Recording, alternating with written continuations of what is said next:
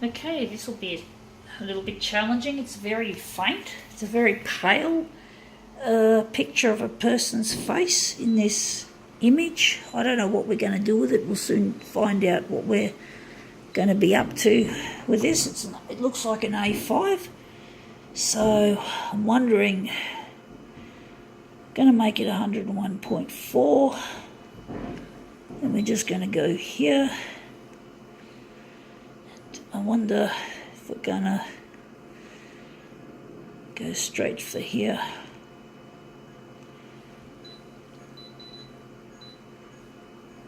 Hear the high-pitched squeak. It's really annoying.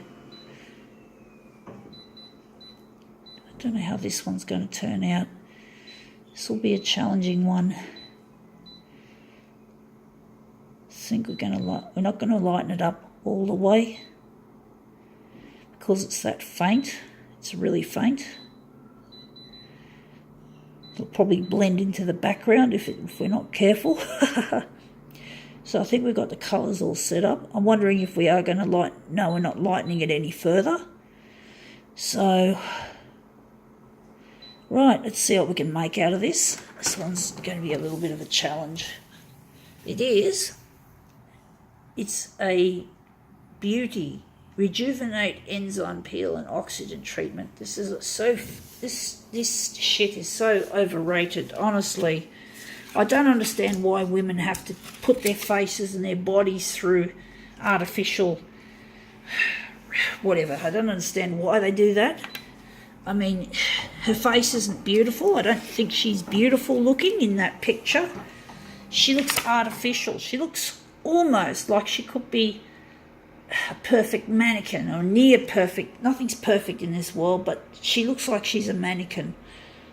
Maybe not quite a mannequin, but she looks so pristine. It doesn't look real. It's not like a real person. Honestly, why do women get this shit? It's expensive, and sometimes it can do damage if it's a really irreputable place, and we're fucked up. This turned out shit.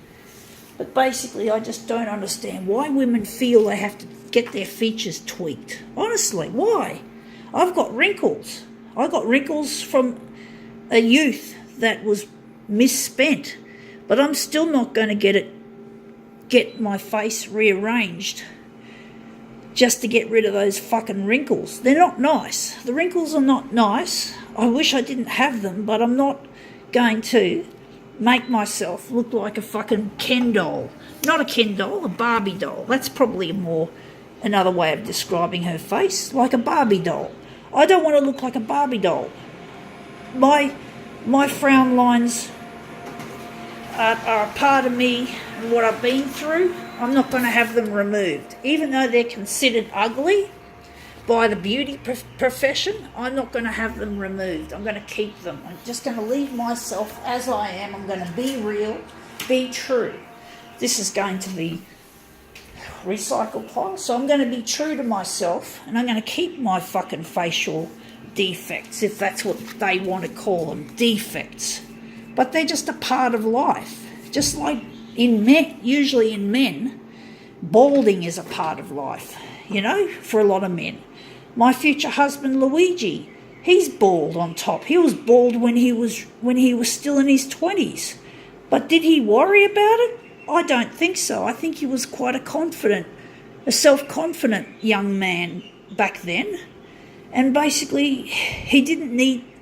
But on the other hand, my father had mild balding, and he just tried everything to get rid of it. In the 70s, he was using potions from a very famous company called Ashley and Martin. He was spending his fucking money on fucking treatment to try and get rid of his baldness, and eventually he went under the knife in the late 80s. And really, it hasn't made him a better man. He's quite an asshole, actually. It doesn't make him a better man just because he's gotten rid of his bald patch. I mean, Luigi's bald patch is a lot bigger than my dad's, but Luigi didn't get all worried about it. He just kept it as it was. He's bald, so what? That's just natural. So Luigi's got a huge bald patch on his head. Well, so what? To me, he wouldn't be Luigi without it, if you know what I mean, because I know that's how I've known Luigi. It's part of him. He doesn't need anything fancy done to his hair. He can just keep it as is. I'm happy with Luigi.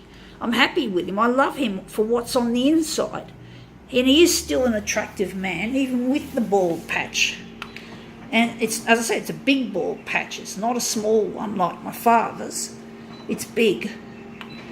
So I don't understand why men and women have to resort to these foolish, unnatural treatments. I mean, I don't know. I just don't understand cosmetics. I mean, I used to occasionally wear eyeshadow when I went to a job interview. I mean, seriously. But that was a long time ago. And I never made a habit of it after a while. I just never had it. I may have only worn it just sporadically. It was something I did sporadically.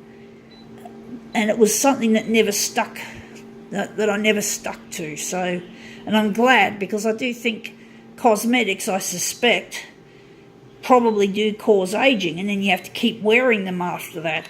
I mean, how can people be so afraid of not putting their makeup on? Or they sometimes say, I've got to put my face on. Oh, and it's such an old-fashioned concept. This is like from the fucking 50s.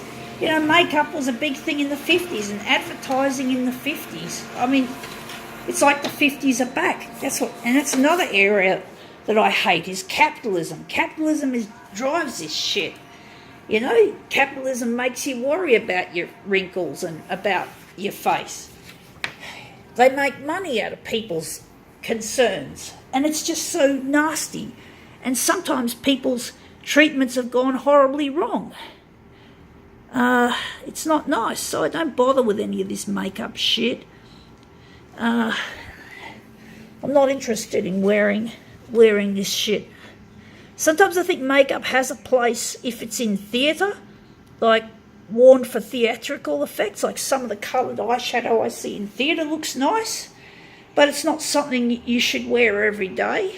And even though I like the theatrical side of it, where they make it really outrageous and colourful, generally speaking, for everyday use, forget it.